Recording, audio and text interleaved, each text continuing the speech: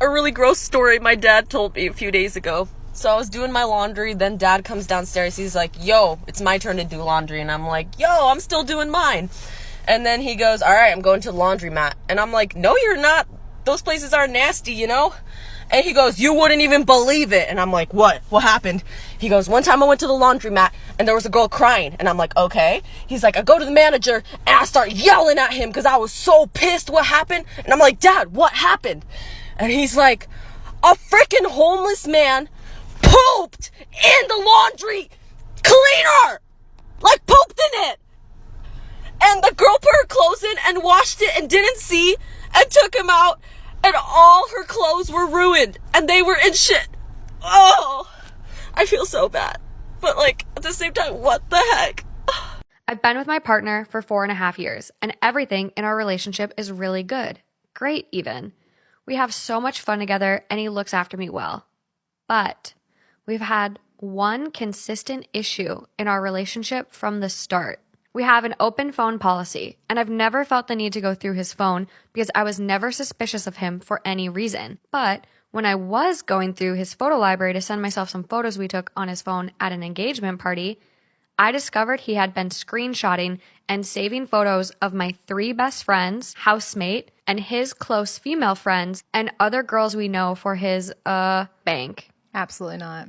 I confronted him because obviously this made me super uncomfortable and I felt like it was disrespectful to me and to all of our girlfriends. He promised this behavior would end, but over the last 4 years, I keep accidentally stumbling across the same thing time and time again, which was terrible for my self-esteem because I now knew what he was thinking of when my friends or his friends were around. Recently, I had the feeling it was happening again due to the bathroom doors being locked during extra long showers. I checked his phone hoping I was wrong and I could put my suspicions to bed, but it was worse than I ever could have imagined. He had been logging into my accounts on my laptop when I wasn't home and going through my messages with my girlfriends and stealing lingerie pictures they had sent me when trying on some new stuff before, and other photos of my friends they had sent me in complete confidence. Plus, accessing my friends' private accounts on my laptop, taking photos of the pics on the accounts that he liked, and then wiping my history. He went so far as to crop all the pictures nicely. This was well thought out. There was also pics of his ex-girlfriend, who we still hang out with, and a lot of the photos of these girls were just normal selfies of their faces, which made it super personal. He promised to stop this time, but I keep hearing that, not to mention the trust is gone, and now when I check his phone, everything is a little too squeaky clean. I've also had issues in the past where I have had to call him out on extremely flirty texts to his girlfriends, and he swears he didn't realize it looks that way, and he's just naive. He would get super angry at me if I felt uncomfortable by how close he was getting to these girls. And now that I know he was using their photos in his alone time, I feel like I absolutely had reason to be worried and feel gaslit as fuck. I feel like my best friends deserve to know he's logged onto my laptop multiple times over the last 4 years and stolen photos of them from me so they can block him if they wish. But how the fuck do I tell someone that kind of thing? My best friend thinks I should tell all the other girls involved. Little does she know, she's one of them. I'm super quiet when I'm orgasming. Really? I'm so quiet. Like, they can never tell when I'm about to orgasm. That? Yeah, because it's like orgasms are kind of rare. Like, it's been such a new thing for me. So that's right. Yeah. So when I'm about to come, I'm like, welcome. Yeah. I don't want to tell them like and communicate with them like I'm coming. I'm just like, I'm so focused on that fucking orgasm. Right. I don't want to ruin it. Mm-hmm. So I'm quiet. So they're always like, oh, did you come? I was like, yes. Yeah. This is dead the nastiest thing I've ever done, and I don't know why I'm sharing it with y'all, but here we go. It's story time. I'm little knee, bitch. So I've always been obsessed with making money. Like, your money are besties for SCs. Me and that bitch go way the fuck back. And when I was like 5 years old, my sister thought it was cute to pay me to do stupid shit around the house to entertain her. Now, the problem with that is I thought a quarter was like $1 million, bitch. Like, if you have $4,000, get your fucking money up, because I got 4 quarters, bitch. So my sister knew I love quarters. So one day she looks at me and she goes, Emily, I dare you to drink the water from the toilet. And I was like, bitch, what? I'm not doing that shit for free. Like, how much are you gonna pay me? And she looks at me and she says, I'll give you 10 whole quarters. I said, what? Bitch, that's like $10 million. In my head, bitch, I was set for life. That's it. It's done for me. Bitch, and you won't believe I pranced my ass to that bathroom. I sat down on my knees and I said, how much water? Bitch, and I started going, like I drank the shit out of that water. And my sister standing like, oh my God, you crazy. But I did not know that toilet water was nasty because I'm 5, bitch. I thought that shit was like Poland Spring. That shit was nasty. Oh my God. Story time about how my lying, cheating husband moved his mistress into our home. Disclaimer, this is not my story time. It was sent to me on Instagram. My husband is a classic narcissist. He's a total love bomber, lies, and gaslights. We met through some friends at a party, and the day that we met, he totally love bombed me. He told me I was the most beautiful girl he'd ever seen, that he wanted to marry me, and that we should have kids. Unfortunately, I believed everything he said. On our second day, he told me that he loved me. And when I didn't tell him that I loved him back, he got really upset and told me that we shouldn't see each other anymore. A few weeks passed, but I couldn't stop thinking about him, so I reached out. Worst mistake of my life. At the time, I didn't realize how wealthy he was. But boy, did he start letting me know. He would flaunt that he was super rich and even invited me on a trip, which he paid for. We ended up going to the Bahamas and it was magical. Of course, I started falling in love with him. The last day of the trip, he actually asked me to marry him and I said yes. My whole family thought it was absolutely crazy of me because I only knew him for about 2 weeks. When we got back home, I moved into his beautiful house. You see, I was in a really bad situation. I had a part-time job, no savings, and basically no future. At least that's what he said. So when I moved in, he insisted that I quit my job and basically tend to the house, which I did. So I had no money of my own. This was around the time that he would start gaslighting me. Whenever we got into fights, he would call me names and just threaten me.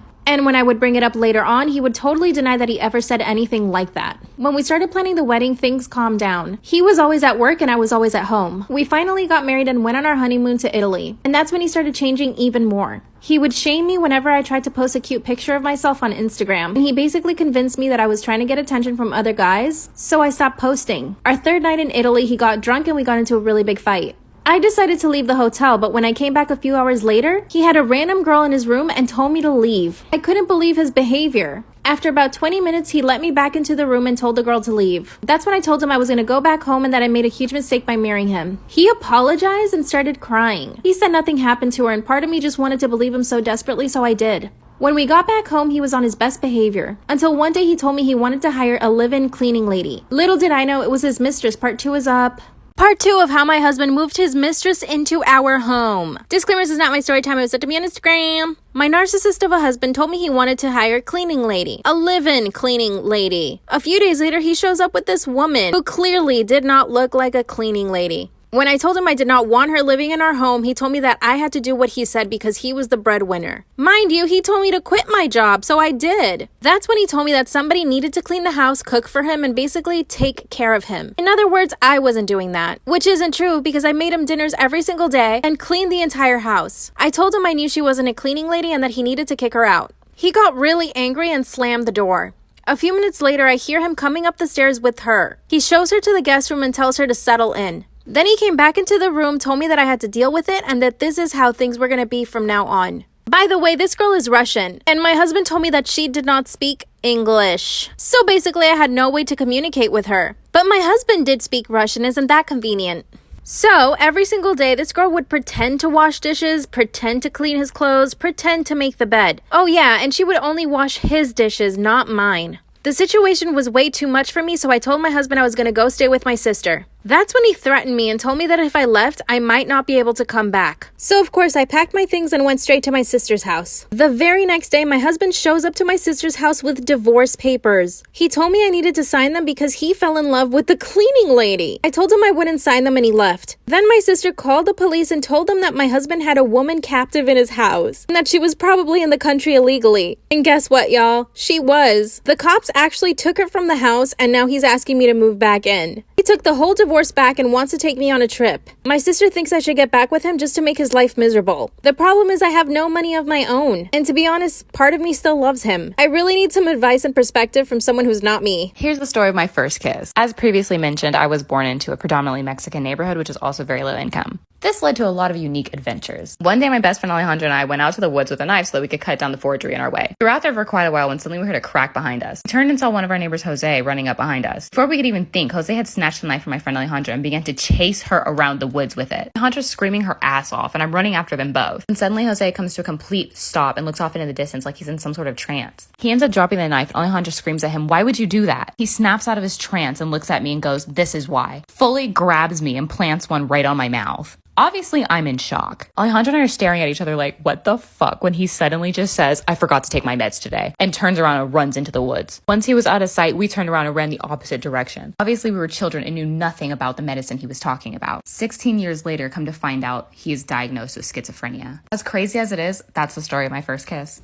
I am the product of my mom having an affair. Fortunately, my dad decided to forgive my mom and keep me, and I had a pretty good upbringing. However, I don't really look a lot like the rest of my family. Growing up, I always asked why I had certain traits that my other family members didn't have. When I was 17, my mom took me out for ice cream and introduced me to my biological father. She said she felt like I was old enough to know the truth and explain her affair. She also A, made me promise I wouldn't tell my older sister, who's 27 now, and B, hammered home along with my bio father that he'd never be part of my life and didn't want me. It was a lot, I won't lie, but I learned to suck it up and move on with my life. Fast forward to the present. My big sis has always gravitated towards older men. We like to joke that it's a result of too many George Clooney movies growing up, and 2 months ago she shared a picture of herself with her new boyfriend. I was shocked because it turned out to be my bio father. I debated what to do for a couple days, then ultimately decided she needed the truth and told her. My sister did not take it well and dumped him, but she wasn't angry with me. Honestly, by now she's kind of amused, saying that since she banged my dad, she's my mom and has extra power to boss me around now. My mom, on the other hand, is furious. She says I divulged something that wasn't my secret to share and that I had no business in telling anyone. That since my bio dad isn't related to my sister, it didn't matter if he dated my sister, and it wasn't like they were talking marriage anyway. It's been 2 months and she's still angry, still snide, calls me a traitor, and finds excuses to make loud comments about how I can't be trusted with anything private or important, so beware.